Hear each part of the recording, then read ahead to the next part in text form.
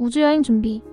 외계인들은 4차원 문명 세계라고 하는 우주의 첨단 문명을 누리는 고차원적인 생활 수준과는 어울리지 않게 아직도 일상생활에서는 원시적으로 느껴지는 삶의 습관들을 버리지 못하고 지켜가고 있다는 사실도 자주 목격할 수 있었다. 그 중에 보편적인 예로서 주변의 일상용품들을 직접 수제품으로 만들어 사용하는 일들이었다. 말하자면 손으로 직접 쓰고 제작하는 수제품책이나 의상 등을 손꼽을 수 있었다. 그렇게 일상용품들을 손으로 직접 만들어 쓰기를 좋아하는 외계인들은 손재주가 뛰어났고, 특히 외계인 여성들의 바느질 솜씨는 천이무봉이라 극찬해도 손색이 없을 정도였다. 눈에는 잘 보이지도 않을 정도의 가늘고 작은 바늘을 이용해서 정교하고 빠른 손놀림으로 옷을 짓고 있는 외계인 여성들은 타고난 솜씨와 어려서부터의 훈련이 갖추어져 있는 것 같았다. 해적이지에서 생활하면서 외계인 여성들이 쉬는 틈틈이 바느질하는 모습을 자주 목격했다. 자신이나 주변의 사람들을 위해서 직접 손으로 옷을 만들어 입기 위해서였다. 외계인들은 자신이 입는 의상은 자신의 손으로 손소지어 입는 습관이 있었으며, 그래서 어려서부터 배우는 학교 수업 중에 바느질 수업은 중요한 과목이라고 했다.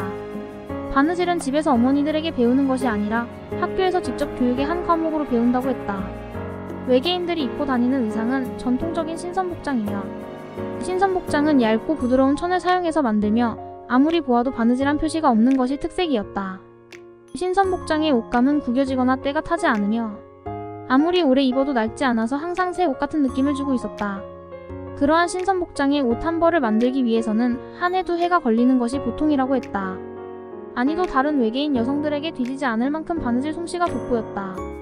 아니도 다른 외계인 여성들과 마찬가지로 틈만 나면 의상을 만드는 바느질에 열중하는 모습을 보여주곤 했다. 곧 바느질은 외계인 여성들의 전통이며 습관이었다. 아니의 어머니 수즈코에게서도 바느질하는 모습을 자주 볼 수 있었다. 그녀들은 이야기를 하거나 업무를 보는 중에도 바느질하는 손놀림을 멈추지 않았다. 마치 손끝에 눈이 달린 표정이었다. 손으로는 쉬지 않고 바느질을 하고 입으로는 사람들과 어울려 대화를 하는 모습은 거의 동물적인 감각인 것 같았다. 아니는 처음 만날 때부터 누군가를 위해 열심히 옷을 만들고 있었다. 상당히 오래전부터 시작해온 옷 만들기 작업인 것 같았다. 아주 가늘고 예리한 바늘과 눈에 잘 보이지 않을 만큼의 가는 실을 이용해서 의상을 짓고 있는 그녀의 모습에서 마치 하늘의 선녀가 구름 위에 앉아 길쌈을 하는 성스러움을 발견할 수 있었다. 하늘에서 견우와 직녀가 은하수 건너편에 서로 떨어져서 살면서 직녀는 날마다 배를 짜고 길쌈을 하며 옷을 만들고 있다는 전설이 있지만, 아니가 그 주인공일 것 같다는 생각이 들기도 했다. 처음 만났을 때도 바느질하는 모습이었고 함께 생활할 때도 마찬가지였다. 마치 여성들이 뜨개질을 할 때 항상 뜨개질 실을 손에 들고 다니는 모습처럼 아니도 습관적으로 바느질감을 들고 다니며 옷 만드는 손놀림을 멈추지 않았다. 아니는 누구를 위해 저렇게 아름다운 옷을 만들까? 이런 궁금증이 항상 마음에서 떠나지 않았다. 그녀가 만들고 있는 옷은 여성이 입을 옷이 아니었고 남성의 옷이었다. 작업의 과정으로 보아서 아주 오래전부터 시작된 것이라고 느껴졌는데, 드디어 옷 한 벌을 만드는 완성의 시간이 다가오고 있음을 대충 짐작할 수 있었다. 그렇게 한 벌의 의상이 완성되어 갈 무렵 아니는 나에게 뜻밖의 질문을 했다. 이 신선복의 주인이 누굴 것 같아요? 나는 갑작스런 질문에 대답을 얼버무릴 수밖에 없었다. 글쎄요. 저도 그 점이 항상 궁금하긴 했는데, 아마 아니의 아버님인 초시가 입을 의상? 아니면 아니의 남자친구를 위한 선물? 대충 이 정도밖에 짐작할 수 없을 것 같소. 아니는 나의 대답을 듣더니 손뼉을 탁 치며 아주 기쁜 표정을 지으며 이렇게 말했다. 맞아요. 맞아요. 아주 정확하게 맞추었어요. 이 옷은 나의 소중한 남자친구를 위해 만들었어요. 그러면 이 옷을 입을 남자친구가 누군지도 맞춰보세요. 아니의 표정에는 알 수 없는 장난기가 어려 있었다. 나는 글쎄요. 글쎄요. 만년발했다. 도무지 모르겠다는 표정을 짓고 있는 나에게 아니는 전혀 뜻밖의 입을 열었다. 이 의상을 입을 주인이 바로 샤르앙 당신이랍니다. 나는 아니의 말이 믿어지지 않았다.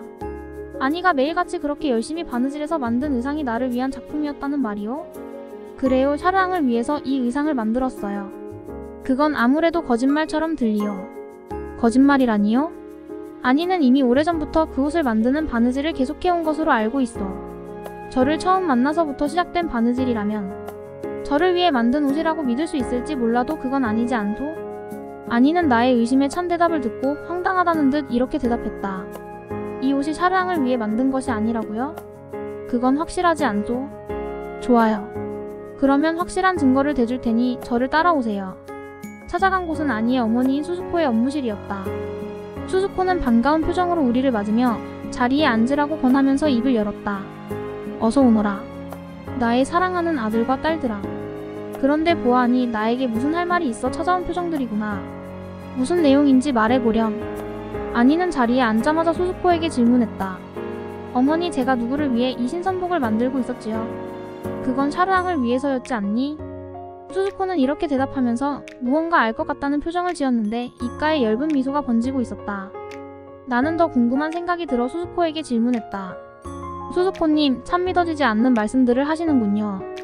아니는 저를 만나기 훨씬 이전부터 이 옷을 만드는 바느질을 해오고 있었던 것으로 알고 있는데 어떻게 이 옷의 주인이 제가 될 수 있는지요? 처음에는 이 옷의 주인이 따로 있다가 이제 와서 주인이 저로 바뀐 것이라고 대답해주시면 모를까. 수수코는 내 맘을 알 것 같다는 듯이 웃으며 대답했다. 후, 샤르앙이 그렇게 생각할 만도 하구나. 하지만 아니는 샤르앙을 만나기 훨씬 이전부터, 다시 말해 우주여행을 떠나기 이전부터 그 옷을 만드는 바느질은 시작됐고 그 주인은 확실하게 샤르앙이 맞다. 그러면 아니가 우주여행으로 지구를 찾아가서 저를 만날 것을 예측했다는 뜻인가요?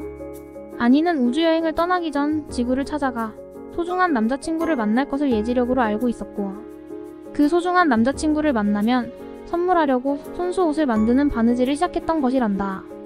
그러므로 아니가 만든 옷의 주인은 샤르앙이 맞다. 나는 수수코의 설명을 듣고 감격에 겨운 나머지 아니를 꼭 껴안지 않을 수 없었다. 그리고 이렇게 말했다. 제가 처음 만났을 때도 아니는 바느질을 하고 있었고 지금까지도 틈틈이 그리했었어. 아니가 바느질하는 모습은 너무 아름다웠고 아니의 손으로 만든 옷을 입을 주인은 참 행복할 것이란 생각이 들곤 했었어. 그런데 그 옷의 주인이 제가 될 줄은 상상도 해본 바가 없어. 이 고마움과 감격스런 마음을 어떻게 표현해야 하오? 아무튼 고맙소. 고맙소. 그리고 그 옷의 주인이 나라고 한 아니의 말을 믿지 못했던 점도 미안하오. 아니는 내 눈가에 맺힌 이슬을 닦아주며 쾌활한 표정을 지으면서 이렇게 말했다. 거봐요. 이 옷의 주인이 샤르앙 당신이 맞잖아요. 제가 샤르앙을 만나면 선물하려고 얼마나 정성 들여 바느질을 했는데 그렇게 제가 하는 말을 못 믿을 수 있어요? 앞으로는 제가 어떤 말을 하더라도 지금처럼 부정하지 말고 믿어주어야 돼요. 약속해 주실래요? 그래요. 앞으로는 아니가 하는 말이라면 콩을 파치라 해도 믿을게요. 콩은 무어고 파치 무언데요? 그런 게 있어요. 그냥 지구인들이 사용하는 속담이에요. 상대에 대한 믿음이 강해서 사실을 말하지 않더라도 사실로 받아들인다는 내용이지요. 하지만 저는 앞으로 어떤 거짓도 당신에게 전달할 기회가 없을 거예요. 무조건 저를 맹신하는 것은 싫어요. 알았어. 알았어. 아니는 언제나 진실만을 이야기하는 저의 소중한 친구란 사실을 명심하겠소. 이렇게 옥신각신 아니와 대화를 마치고 나서 다시 궁금한 점이 있어 질문했다.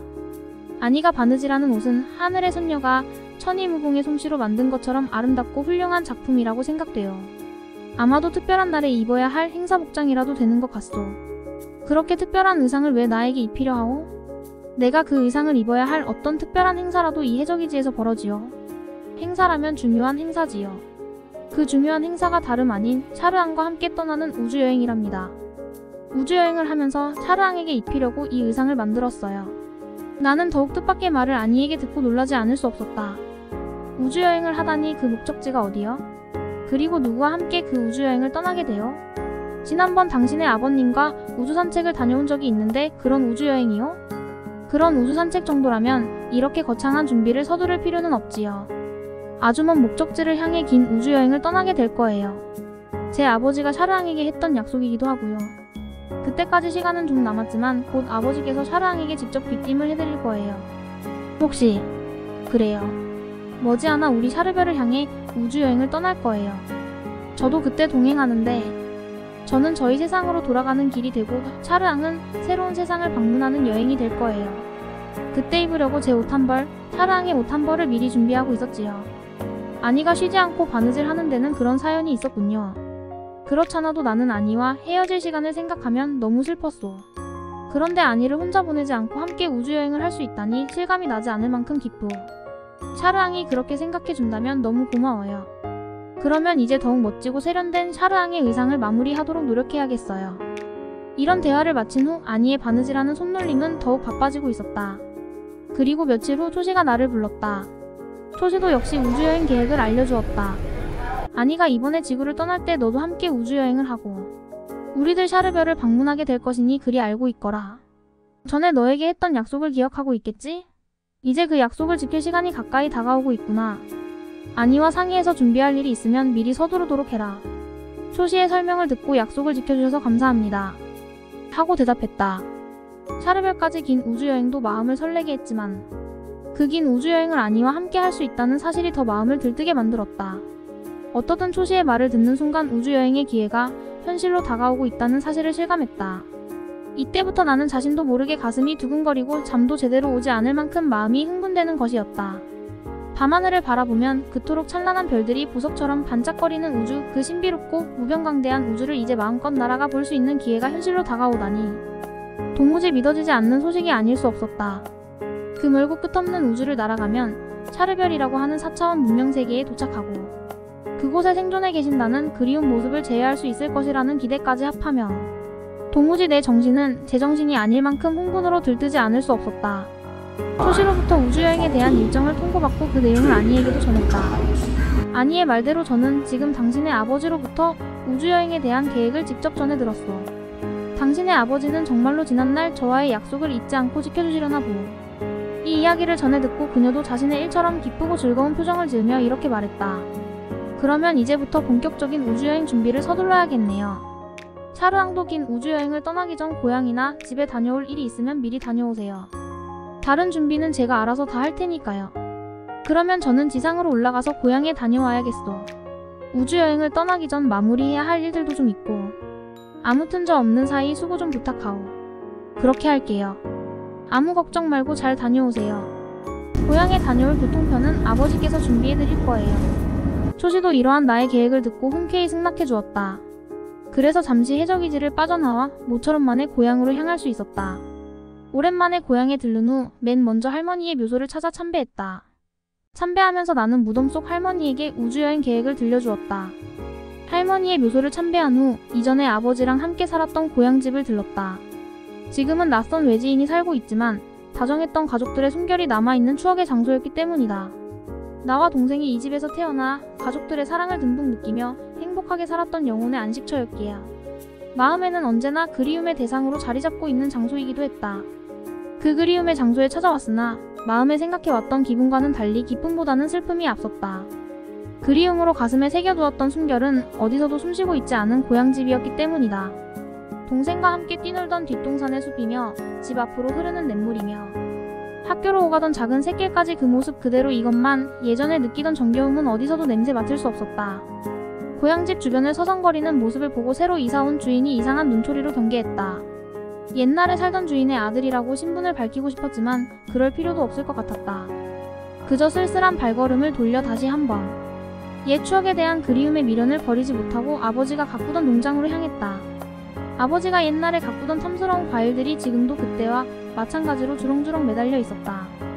과일나무들은 마치 옛 주인의 아들을 알아보기라도 한 듯 탐스러운 열매를 더욱 반짝이며 반갑다고 손짓하는 것 같았다.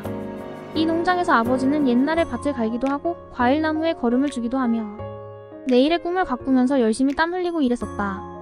그런 소중한 꿈도 아버지의 갑작스러운 사망과 함께 모두 허사가 됐고 아버지의 꿈에 의지하며 하루하루 소박한 삶의 즐거움에 들떠있던 가족들의 행복도 물거품이 되고 말았었다.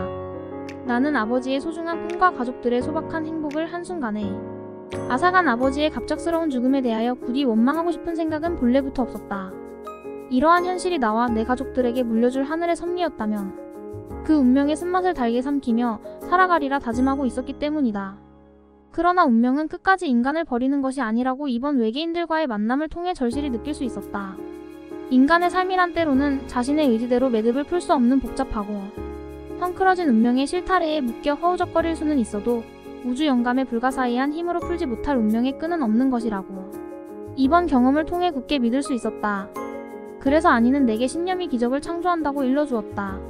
신념을 버리지 않는 용기가 우주 영감의 지혜를 얻는다고 깨우쳐주었다. 이제 내가 당당하게 차가운 세파에 부딪히면서 빛나는 삶의 목표를 향해 전진할 수 있는 힘은 신념과 용기라고 확신할 수 있었다. 아버지가 가꾸던 농장의 과일나무들이 탐스런 열매를 반짝거리며 화답하는 그 영감의 소리들도 나의 굳은 신념을 더욱 강화시켜주는 듯했다. 정든 고향에서 아버지도 가고 사랑스러운 가족들의 숨결도 다 사라졌지만 아직도 지워지지 않은 옛 추억의 숨결에서 무한한 영감의 소리가 전해오고 있다는 사실을 새로 느낄 수 있었다. 그래서 나는 앞으로 내가 세상을 살아가다가 영감이 소실되면 다시 이 자리를 찾을 것을 옛 추억의 숨결들에게 약속하며 고향에 미루어 놓은 일들을 마치고 해적이지로 다시 돌아왔다. 해적이지로 돌아오니 아니는 내일 모레로 닥친 우주여행 준비를 서두르느라 눈코 뜰 새 없는 바쁜 시간들을 보내고 있었다. 며칠 동안 만나지 못했던 아니의 얼굴을 다시 보니 몇백 년 만나지 못했던 그리움을 다시 재회한 듯 반가움이 앞섰다. 3편의 계속. 시크릿 투어 4차원 문명세계의 메시지 시리즈 소개. 제3편 4차원 문명세계를 향한 UFO 여행기. 제4편 4차원 문명세계 샤르별. 제5편 샤르별의 자연, 문명과 인류들. 제6편 4차원의 현상과 초월적인 삶의 세계 1. 제7편 4차원의 현상과 초월적인 삶의 세계 2.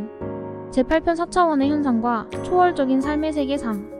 제9편 우주에 펼쳐진 다차원의 세계들. 제10편 신과의 대화 1, 제11편 신과의 대화 2, 제12편 인류, 그 다음 세계에 펼쳐지는 일들.